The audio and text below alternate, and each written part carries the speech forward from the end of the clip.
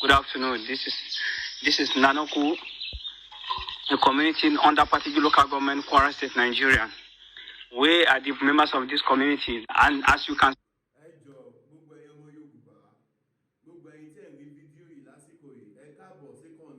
Voice TV. Ẹ bá wa pín fọ́nrán tá fẹ́ play fún yín, ẹ bá wa pín kiri kí gbogbo àwọn ètò aláàbò kí wọ́n lè rí. Àti pé ní pàtó nǹkan tí Chief Dr. Sunday Aládìsá Adéyẹmọ Ìgbòho Òòṣà, ohun tí wọ́n bá lè bá wọn ṣe ní àdúgbò yìí ní ìpínlẹ̀ Kwara, torí ẹ̀yin èèyàn mi tẹ́ bá gbàgbé ọ̀kan lára àwọn ọmọ Ìlọrin ó ti jáde tó ti rawọ́ ẹ̀bẹ̀ sí Chief Dr. Sunday Igboho láti gba àwọn lọ́wọ́ àwọn ajínigbé. Ẹ wo fọ́nrán yìí, ká ẹ wo ohun tó ṣẹlẹ̀ sí odindi ìlú kan.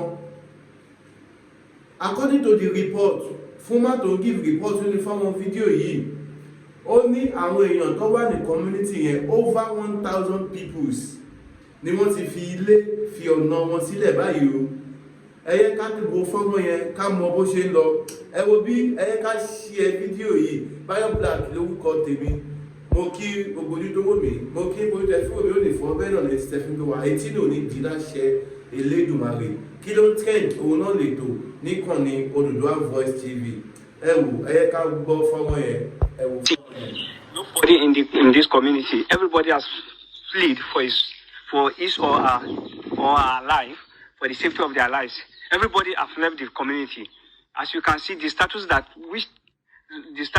which the community is now is devastating, because nobody in this community, as you can see, this community has the capacity of about over 1,000 people, and as you can see, you cannot find a single person in this community. Everybody has left because bandits and kidnappers are coming in day after day to terrorize us and kidnap people. As you can see, currently, three of our members are in their custody. They are demanding for hundreds of millions for them to free those that are in their custody. As you can see, this is our church. This church has capacity of more than 1,000 people, and as you can see, no single person in this church today. Today is Sunday, and no single person in the community that will go into the church and pray, because everybody has left. As you can see, this community is devastating day after day. About 10 days ago, they have been running for their lives. Some people do come in the daylight. They will come and according to the man reporting in this video I'm playing, ẹgbọ́n tí màá yẹn sọ, ó ní ètò insecurity ní àdúgbò yẹn, ó ní kó ṣẹ̀ṣẹ̀ bẹ̀rẹ̀ over 10 years ago rèé. Ẹ wo bí ìdí rẹ̀ ta fi sọ fún yẹn, jọ ẹ bá wa pín fọ́nrán ìkiri kó lè dé ọ̀dọ̀ àwọn ọ̀gá ọlọ́pàá, àwọn ọ̀gá ológun, àwọn ọ̀gá àmọ̀tẹ́kùn, àti pé pàápàá ẹni tó dúró fún àjàfẹ́tọ̀ọ́ ọmọ ènìyàn ní ilẹ̀ Yorùbá, tí wọ́n bàbá wa Chief Dr. Sunday Igboho dẹ̀ ṣèlérí fún gbogbo àwọn ọmọ ọba, fún gbogbo orí adé ilẹ̀ Yorùbá pátápátá pé àwọn ti ṣetán o láti ṣiṣẹ́ pẹ̀lú àwọn elétò ààbò, bẹ́tò ààbò ṣe máa ṣe jọba ní ilẹ̀ Yorùbá tí ó lè sí pé wọ́n jíyàn gbè mọ́. Ṣe rí pé àsìkò rẹ̀ tó yẹ káwọn ọmọ Yorùbá ká dìde àtìlẹ́yìn fún Chief Dr. Sunday Igboho. Mo ṣì máa play fídíò yẹn fún yín o, mo ṣì máa play ẹ̀tàn fún yín, ẹ máa rí àmọ́ tí bá sáré yọ àwọn kókó torí pé kí ni, kò ń ṣe pé ká mú fídíò wá fún yín, òun kọ́ ni kókó o, bí kò ń ṣe ẹ̀kọ́ tá a fẹ́ kọ́ níbẹ̀ àti ìgbésẹ̀ tó yẹ kó ní kálukú gbé, torí pé kí ni tó bá ń sọ̀rọ̀ lórí ètò ààbò kò kí ń ṣe kan téèyàn kan lè dàṣe o, iṣẹ́ gbogbo wa ni. Kí ni mo sọ? Iṣẹ́ gbogbo wa ni ọ̀rọ̀ ètò ààbò. Ẹ má jẹ́ ká dágun lásì, ẹ má jẹ́ ká fọ̀rọ̀ ètò ààbò ṣeré, ẹ má jẹ́ ká ṣe kí ni, ẹ má jẹ́ ká fọ̀rọ̀ ètò ààbò ṣeré, torí pé kí ni, àwọn ẹ̀yin bàbá wa ló lè sọ pé ó ń bọ̀ wọ́n ní àwọn láńdẹ́ẹ̀dì ikú tó dẹ̀ pa ojú gbẹ ni òwe ló ń pa fún ni o. Bẹ́ẹ̀ ni mo sọ, ẹ jẹ́ ìdọ́dọ̀ Prophet Ṣóyè Táíwò bàbá orí òkè àṣẹ àti agbára tí má padà dé ẹ máa wo fọ́nrán tó kù. Mo pàṣẹ sínú ayé ẹni tó lè rí àmì ṣe láti òní lọ lábẹ́ àhámọ́ ogun tí ayé yẹn wà lórúkọ Jésù agbára Ọlọ́run kó tú yín sílẹ̀. Dádì àti mọ́mì, Olúwa rán mi sí yín sà, kí ló ń tẹ̀ ńlá kọjá tó dàbí pé ẹ rò pé kò sí ọ̀nà àbáyọ mọ́. Olúwa ní kí n sọ fún yín pé kẹ́ má sọ ìrètí nù, ọ̀nà àbáyọ ṣì wà fún yín tí ó bá ṣe é ṣe fún Ọlọ́run láti jí Lásárù dìde kúrò nínú òkú ọjọ́ 4 tó ti rùn. Olúwa náà ṣetán láti dá yín lóhùn. Ohunkóhun tó wù kẹ́ máa là kọjá, ṣé ẹ̀ ń wáwé ìgbélò ni, ṣé iṣẹ́ yín ni ò lọ déédé, ṣé ẹ̀ ń wá ọ̀nà àbáyọ lórí ìgbéyàwó lẹ ti ní ìṣòro tẹ́ ń là kọjá ni. Ohunkóhun tó wù kẹ́ máa là kọjá, ẹ jẹ́ á jọ gbàdúrà papọ̀, ẹ jẹ́ á jọ wá ojú Olúwa, kò sí ní t'Olúwa ò lè ṣe. Ẹ̀rọ ìbánisọ̀rọ̀ tẹ́ fi máa bá mi sọ̀rọ̀ òun náà ni +234 70 25 47 54 27.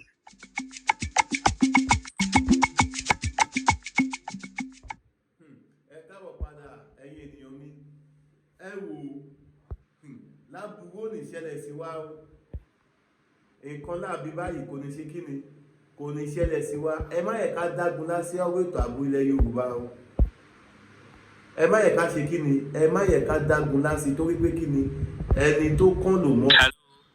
Good afternoon, this is Nanoku. If you send Imagine odindi ìlú kan ló mà ti di awowo yìí, odindi ìlú kan ló ti di awowo yìí o, látàrí kíni, látàrí àwọn agbésùmọ̀mí, àwọn ajínigbé. Wọ́n ní tó bá jí ẹlòmíì gbé ọlọ́mà ní kọ́ mú bí 100 million wá, kọ́nà kó ṣàánú wa ká má rìnà pàdé wa. Ẹ bá share fídíò yìí, ẹ bá share fídíò yìí, ẹ bá share, ẹ bá pín ká, ẹ bá pín. Ẹ wo bí àwọn ọmọ Ìlọrin ti sọ̀rọ̀ sókè, wọ́n ké sí olóyè Aládìsá Adéyẹmọ Ìgbòho Òòṣà. Tá bá dẹ̀ sọ wípé káwò nílẹ̀ Yorùbá lọ́jọ́ tòní, ẹnìkan tí ó dàbí ìbẹ̀rù bójó fún gbogbo oníṣẹ́ ibi, gbogbo kidnappers ni o, gbogbo kíníkan bandit ni o, títí lọ lórí àwọn tó ní pé kíníkan aráàmù. A rí pé Chief Dr. Sunday Igboho kápá wọn, àmọ́ látàrí ọ̀rọ̀ ó ṣe Yorùbá nation kò ṣe Yorùbá nation, èyí ló fà á tí Chief Dr. Sunday Igboho ṣe jẹ́ ọ̀tá àwọn kan, nítorí pé kí ni àwọn tó ń rí jẹ nínú wọn Nàìjíríà, wọn ò fẹ́ kí ilẹ̀ Yorùbá ò ṣe kí ni, kí ilẹ̀ Yorùbá ò dá dúró. Àmọ́ oníkálukú ló ní opinion títí ẹ̀. Bẹ́ẹ̀ ṣe fẹ́ kí ilẹ̀ Yorùbá dá dúró yìí, ìjẹ́ ṣetán láti ṣe ohun tí ilẹ̀ Yorùbá ń fẹ́.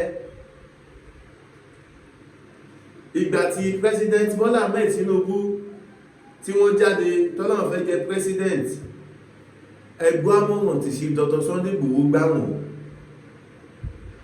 Kí lámọ̀ràn tí wọ́n gbà wọ́n pé ọ ní bàbá tẹ́ bá ti ẹ̀fẹ̀ ṣe ìjọba Nàìjíríà yìí, àwọn kan wà ní orílẹ̀-èdè tó jáde pé wọ́n máa dín yín lọ́wọ́, wọn ò ní jẹ́ kẹ́ rí ṣe.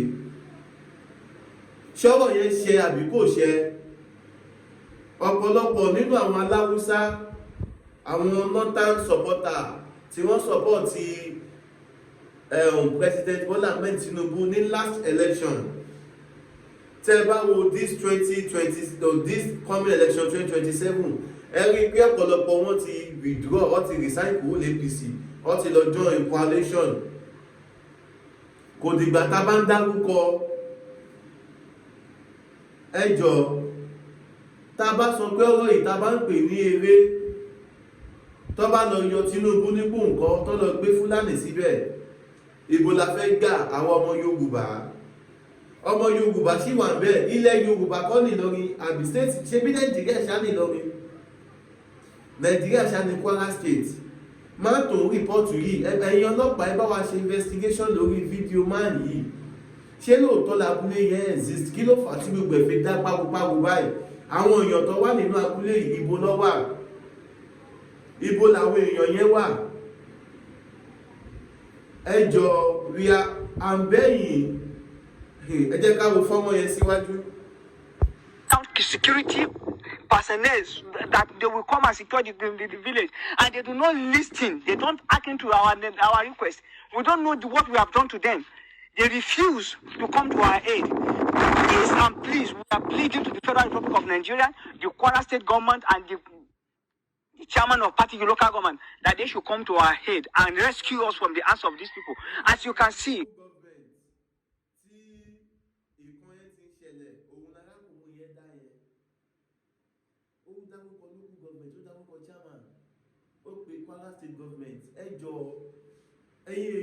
Kwara State government wọ́n lè má wà ní ẹ̀tẹ̀lẹ̀ ìdí rèé tẹ́ bá rí bá ń ṣe fídíò àmú information wà fún yín.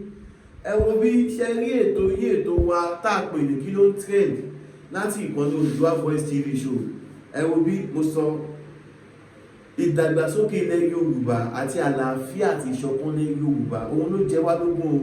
Ilé iṣẹ́ tiwa wà dúró lórí pé kí ni ká gbé àṣà àti ìṣe ilẹ̀ Yorùbá ká gbé ga. Àmọ́ báwo la ṣe fẹ́ gbé àṣà àti ìṣe wa ga tálàfíà ò bàjọba?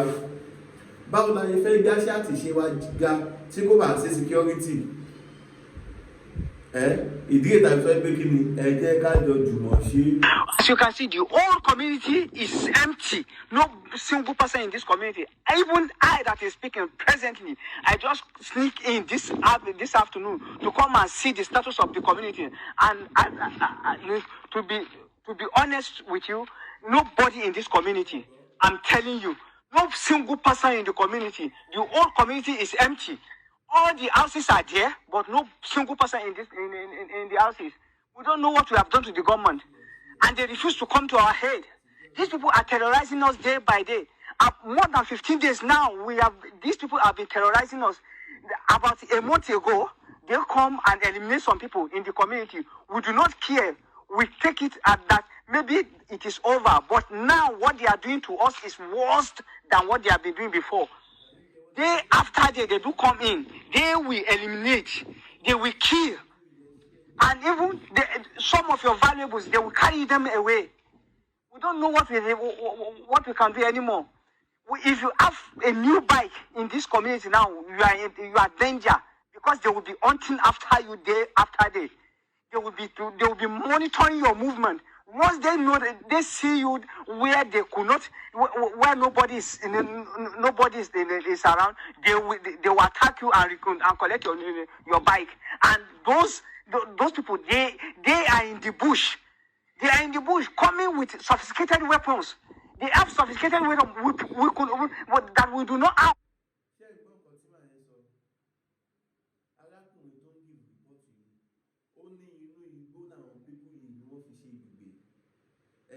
Ta ló wá láyà àti wọnúgbó lọ bá wọn? Ṣọ́nà tó wá fún wa ní Chief Dr. Sunday Igboho, Aládìsá Adéyẹmọ Ìgbòho ṣà ẹkùn ọkọ̀ Fúlàní tí Ìgbòho lóhùn ṣetán láti mú gílégbó káwọn ìjọba àti àwọn lọ́balọ́ba ilẹ̀ Nàìjíríà kí wọ́n yọ wọ́n tẹ́lù kúrò nínú orúkọ òun ṣetán láti fi ra òun fara òun kalẹ̀ fọ́rọ̀ security ilẹ̀ Yorùbá. Gbogbo wa la ṣáà ń gbọ́ bóyá nǹkan tó ń ṣẹlẹ̀ ní north. Ẹ wo nǹkan tó ń ṣẹlẹ̀ náà. Ìgbà wo la fẹ́ azin ṣé ẹ wo bí ẹni tó kán lò mọ́ o. Ẹni tó ṣe kí ni? Ẹni tó kán lò mọ́. Àwọn kan sunkún kiri orí social media báyìí. Gbogbo wa la ṣáà rí ohun tí BBC Yorùbá tí wọ́n post bí èyí ọ̀sẹ̀ kan sẹ́yìn. Ẹ rí fídíò bàbá yẹn tí wọ́n ti ń wa omijé mu nípa ọmọ wọn tí wọ́n gbé, bàbá àgbàlagbà, bàbá tó sì wá nǹkan tó máa jẹ. Ẹ̀yin ọmọ Yorùbá, ẹ má jẹ́ ká sùn àsùnpara, ẹ má jẹ́ ká ṣe kí ni, ẹ má jẹ́ ká sùn àsùnpara, ẹ jẹ́ ká dìde lórí ètò ààbò, ẹ jẹ́ ká ṣera wa lọ́kan, ẹ jẹ́ ká nífẹ̀ẹ́ ara wa tọkàntọkàn, ẹ jẹ́ lọ́dọ̀ Prophet Ṣólóyè Táíwò, bàbá orí òkè àṣẹ àti agbára, kọ́ wá tún sí bá ṣe kí ni.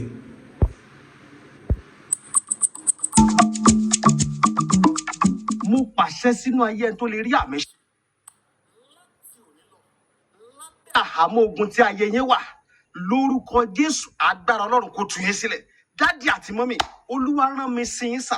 Kí ló ń tẹ̀ ńlá kọjá tó dàbí pé ẹ rò pé kò sí ọ̀nà àbáyọ mọ́? Olúwa ní kí n sọ fún yín pé kẹ́ má sọ ìrètí nù. Ọ̀nà àbáyọ ṣì wà fún yín tí ó bá ṣe é ṣe fún Ọlọ́run láti jí Lásárù dìde kúrò nínú òkú ọjọ́ 4 tó ti rùn. Olúwa náà ṣetán láti dá yín lóhùn. Ohunkóhun tó wù kẹ́ máa là kọjá. Ṣé ẹ̀ ń wáwé ìgbélú ni? Ṣé iṣẹ́ yín ni ò lọ déédé? Ṣé ẹ̀ ń wá ọ̀nà àbáyọ? Lórí ìgbéyàwó lẹ ti ní ìṣòro tẹ́ ń là kọjá ni. Ohunkóhun tó wù kẹ́ máa là kọjá. Ẹ jẹ́ á jọ gbàdúrà papọ̀. Ẹ jẹ́ á jọ wá ojú Olúwa. Kò sí tó Olúwa ò lè ṣe. Ẹ̀rọ ìbánisọ̀rọ̀ tẹ́ fi máa bá mi sọ̀rọ̀. Òun náà ni +234 7025 47 5427.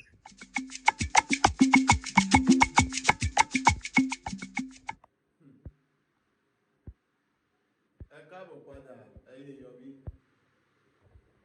Ṣé ẹ rí ọ̀rọ̀ ètò abúlé Yorùbá? Ẹ ti rí pé nísìnyí àjọṣe gbogbo wa ni, torí pé kí ni ọdún pàṣẹ òfurá pàṣẹ jáná àjà òfurá àjà dísìkòtò ọdún bó nílé òfurá olè ló máa gbé. Ẹ̀yin tèmi, Ọlọ́run ò ní ṣẹ́rù wa lẹ́rù olè o. Tó bá jẹ́ pé bí àkọ́kọ́ ti eré tẹ́yìn bá ṣe ń wò wá, ẹ má gbàgbé láti bá buwọ́lù subscribe yẹn. Ṣé iná mọ̀ pé ohun tá à ń ṣe yìí ààrẹ sponsora kò ṣe pé bóyá àwọn kan ń fún wa lówó, ẹ rí pé ètò tiwa ètò àlàáfíà ni, kò kì í ṣètò ìbanilórúkọ jẹ́, ààrẹ sponsora. So ẹ máa bá wa wò ó. Adẹ̀fàsìkò tó fi sọ fún yín, ẹ gbé polówó ọjà yín wá sí kọ́nì yìí, Odùduwà Voice TV. Ẹ wá polówó lórí ètò yìí, ètò wa kí ló ń trend pẹ̀lú Bayo Black. Ká bá yín polówó ọjà yín fún gbọmọ aráyé kí wọ́n rí nǹkan tẹ́ ń tà. Ṣẹ́yìn náà wá lóhun kan àbò méjì tí ẹ fẹ́ sọ, ẹ fa àtẹ̀jíṣẹ́ ránṣẹ́ sí wa lórí +234 81 41 12 3573. lẹ́ẹ̀kan sí +234 81 41 12 3573. Ẹ jẹ́ ká mọ̀ bó ṣe lọ. À ń fi àsìkò ya fi ń dúpẹ́ lọ́wọ́ Prophet Ṣólóyè Táíwò, bàbá orí òkè àṣẹ àti agbára tí ilé ìjọsìn wọn wà ní Olódó ní ìlú Ìbàdàn. Ẹ wo bí fún ìwọ tí o nígbàgbọ́ nínú àdúrà tó mọ̀ pé kò sóhun tí àdúrà ò lè ṣe. Mo sọ fún eléyìí pé kí ni kàn sí Prophet Ṣólóyè Táíwò. Ọ̀pọ̀lọpọ̀ ló ti lọ sórí òkè wọn, ló ti lọ bẹ lọ́run. Ọ̀pọ̀lọpọ̀ ló ti lọ bẹ lọ́run ọmọ ń bẹ̀ tó dẹ̀ dọ́lọ́mọ. Ọ̀pọ̀lọpọ̀ ló ti lọ bẹ lọ́run iṣẹ́ ń bẹ̀ tí ó dẹ̀ iṣẹ́ gidi. Ọ̀pọ̀lọpọ̀ ló ti ṣe processing àti travel kúrò lórílẹ̀-èdè Nàìjíríà tó já pé wọ́n àpúrú físà ẹ̀.